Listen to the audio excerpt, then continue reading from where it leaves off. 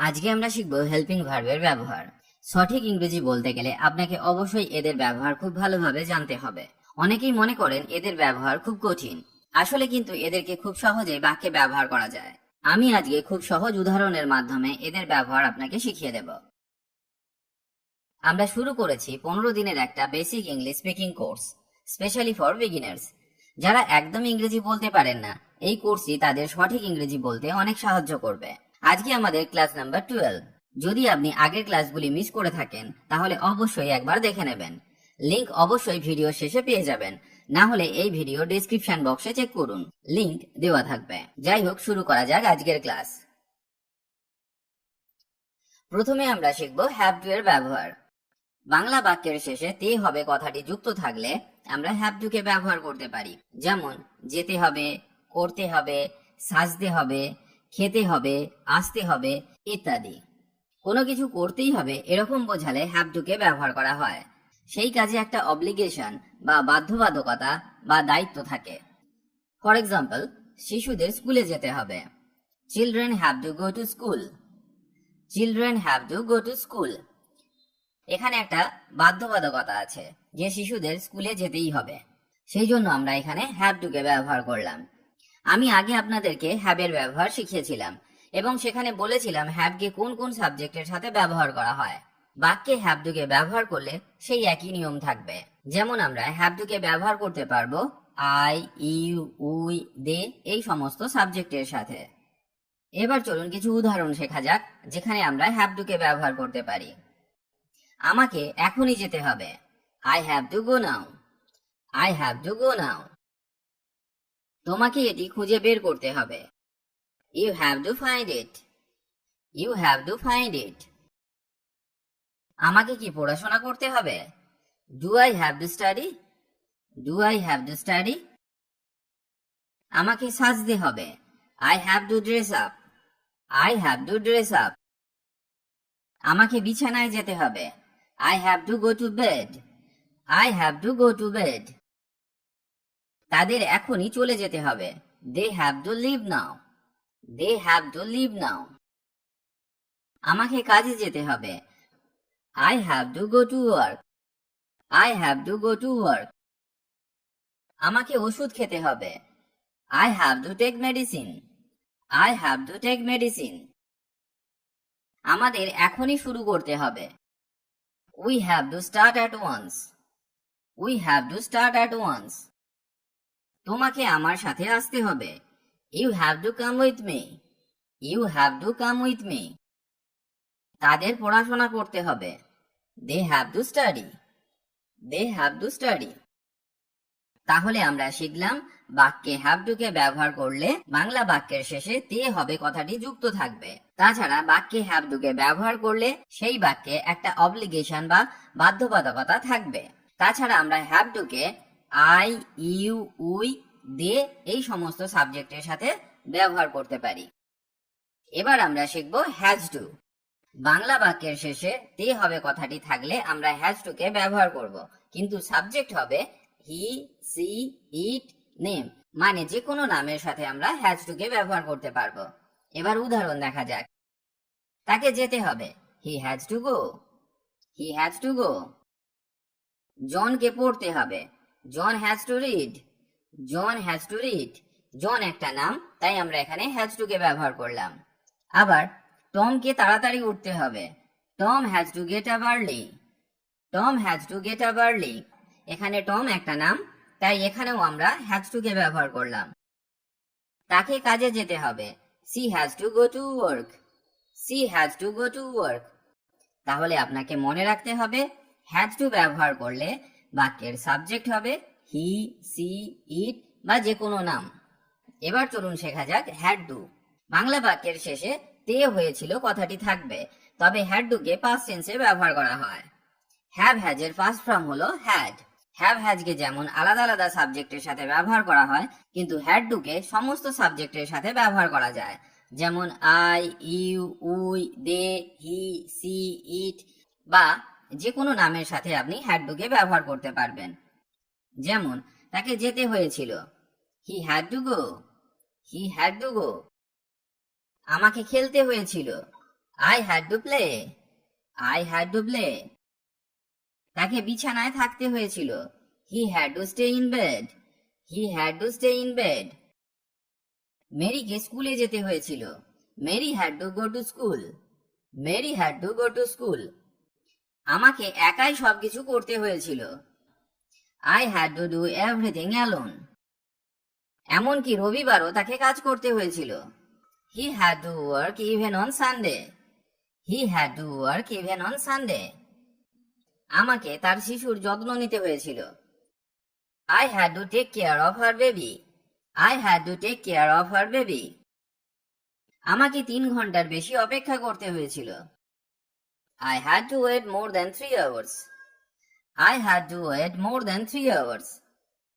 আশা করি আমি আপনাকে হ্যাভ টু, হ্যাজ টু এবং হ্যাড টু এর ব্যবহার শেখাতে পেরেছি। তবে আপনাকে সবসময় মনে রাখতে হবে হ্যাড টু বাক্যে ব্যবহার করলে সেটা হবে পাস্ট টেন্স। এবার চলুন শেখা যাক গোয়িং টু এর ব্যবহার। গোয়িং টু কোনো টেন্স নয়, এটা হলো একটা স্পেশাল স্ট্রাকচার যা আমরা ব্যবহার করি to talk about the future বা ভবিষ্যতের কথা বলতে। এখানে আমরা শিখব am is are plus going to এর ব্যবহার। প্রথমে আমরা শিখব am going to. Am going to কে ব্যবহার করা হয় শুধুমাত্র আই এর সাথে, মানে বাক্যের সাবজেক্ট শুধুমাত্র আই হবে। ফর এক্সাম্পল, আমি একটি বই কিনতে যাচ্ছি। I am going to buy a book. I am going to buy a book. আমি আগেই বলেছিলাম যখন আমরা বাক্যে গোয়িং টু কে ব্যবহার করব সেটা একটা ভবিষ্যতের কথা বলে। তো এখানে আমি এখনো বইটি কিনিনি, কিনতে যাচ্ছি। এবার দেখা যাক সেন্টেন্স স্ট্রাকচার কিরকম হবে। Subject plus be plus going plus to infinitive. For example, আমি একটা নতুন গাড়ি কিনতে যাচ্ছি। I am going to buy a new car. I am going to buy a new car. এখানে টু বাই হলো টু ইনফিনিটিভ। এবার শেখা যাক is going to. Is going to কে ব্যবহার করা হয় হি, সি, ইট বা যে কোনো নামের সাথে। যেমন, তিনি একটি ল্যাপটপ কিনতে যাচ্ছেন। He is going to buy a laptop. He is going to buy a laptop. এবার আমরা শিখব are going to. Are going to কে ব্যবহার করা হয় আই, ইউ, উই, দে এই সমস্ত সাবজেক্টের সাথে। ফর এক্সাম্পল, তারা একটি ফোন কিনতে যাচ্ছে। They are going to buy a phone. They are going to buy a phone. আপনি কি ঘর রং করতে যাচ্ছেন? Are you going to paint the house? Are you going to paint the house? এখানে একটা কথা আপনাকে মনে রাখতে হবে, যখন কোনো কাজ আমরা কথা বলার আগে সিদ্ধান্ত নিয়ে ফেলি যে সেটা করব, তখন গোয়িং টু কে ব্যবহার করা হয়। আমরা প্রেডিকশন বা ভবিষ্যৎবাণী করতে গোয়িং টু কে ব্যবহার করতে পারি। যেমন, আকাশ খুব কালো, বৃষ্টি হতে চলেছে।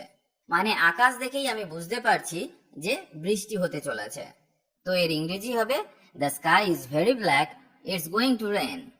The sky is very black, it's going to rain. এবার আমরা শিখব able to. To talk about the ability. ক্ষমতা বা দক্ষতা সম্পর্কে কথা বলতে আমরা অ্যাবল টু কে ব্যবহার করে থাকি। এক্ষেত্রে আমরা ক্যান বা কুড কেও ব্যবহার করতে পারি, কিন্তু অনেক ক্ষেত্রে ক্যান বা কুড কে ব্যবহার করা যায় না, তখন আমরা অ্যাবল টু কে ব্যবহার করে থাকি। প্রথমে আমরা শিখব is able to. Is able to কে ব্যবহার করা হয় হি, সি, ইট বা যে কোনো নামের সাথে। Sentence structure subject plus be plus able plus to infinitive. For example, সে গাড়ি চালাতে পারছে না। He is not able to drive. He is not able to drive মানে তার গাড়ি চালানোর দক্ষতা বা ক্ষমতা নেই। তিনি পড়তে সক্ষম।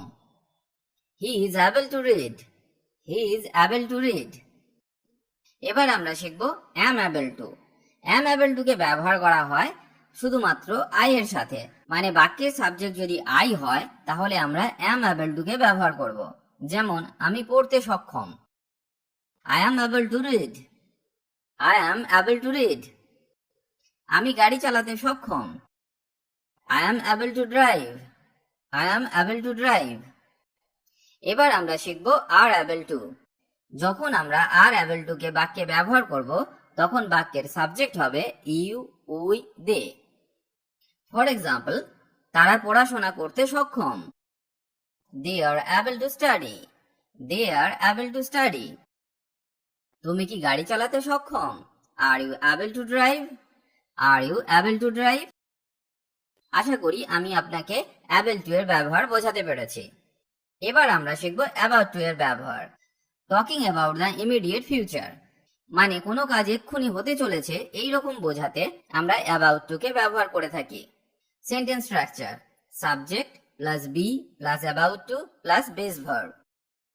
যেমন সিনেমাটি শুরু হতে চলেছে, the movie is about to start. The movie is about to start. এবার আমরা শিখব is about to. Is about to কে ব্যবহার করা হয় হি, সি, ইট এবং যে কোনো নামের সাথে। যেমন সে যেতে চলেছে, he is about two go. He is about to go মানে সে প্রায় যেতে চলেছে। এইরকম একটা বোঝাতে আমরা ইজ অ্যাবাউট টু কে ব্যবহার করে থাকি। Am about to. Am about to কে তখন ব্যবহার করা হয় যদি বাক্যের সাবজেক্ট আই হয়ে থাকে। যেমন আমি খেতে যাচ্ছি, I am about to eat. I am about to eat. আর অ্যাবাউট টু বাক্যের সাবজেক্ট হবে ইউ, উই, দে। এরা থাকলে আমরা আর অ্যাবাউট টু কে ব্যবহার করতে পারি। যেমন আমরা যাচ্ছি, we are about to go. We are about to go আমরা যাচ্ছি মানে আমরা প্রায় যেতেই চলেছি। এইরকম একটা সিচুয়েশন হলে আমরা আর অ্যাবাউট টু কে ব্যবহার করতে পারি। যেমন we are about to go. We are about to go. এবার আমরা শিখবো ওয়াজ অ্যাবাউট টু। বাক্যের সাবজেক্ট হবে আই, হি, সি, ইট বা যে কোনো নাম। যেমন তিনি এটা করতে যাচ্ছিলেন। আমরা জানি ওয়াজকে আমরা পাস্ট টেন্সে ব্যবহার করে থাকি, তাই এক্ষেত্রে বাক্যটি হবে পাস্ট টেন্সে। তো এর ইংরেজি হবে he was about to do it. He was about to do it. Were about to. Were about to এক্ষেত্রে বাক্যের সাবজেক্ট হবে ইউ, উই, দে। আমাদের প্রায় যাওয়ার কথা ছিল, we were about to go. We were about to go. এবার আমরা শিখব নিড টু। নিড টু কে আমরা প্রয়োজন বা দরকার অর্থে ব্যবহার করে থাকি। নিড টু কে সমস্ত সাবজেক্টের সাথে ব্যবহার করা যায়। যেমন I, you, we, they, he, she, it বা যে কোনো নামের সাথে আমরা নিড টু কে ব্যবহার করতে পারি। ফর এক্সাম্পল, আমাদের বিশ্রাম নেওয়া দরকার, we need to take rest. We need to take rest. তোমার পড়াশোনা করা দরকার, you need to study. You need to study. আশা করি আজকের পর আপনাদের এদের ব্যবহার করতে আর কোনো অসুবিধা হবে না। এবার আপনি নিজে থেকেই এদের ব্যবহার করতে পারবেন। আজ এখানেই ভিডিওটি শেষ করলাম। ভিডিওটি যদি আপনার ভালো লাগে তাহলে অবশ্যই লাইক বা কমেন্ট করে জানান, আর পারলে বন্ধুদের সাথে ভিডিওটি শেয়ার করুন। ইংরেজি শিখতে হলে আপনাকে নিয়মিত অভ্যাস করতে হবে আর নতুন নতুন বাক্য শিখতে হবে, না হলে ইংরেজি বলা সম্ভব নয়। কারণ অভ্যাসই হলো সাফল্যের চাবিকাঠি। তাই রোজ নিয়ম করে অভ্যাস করুন। ভালো থাকুন আর আমার সাথে ইংরেজি শিখতে থাকুন।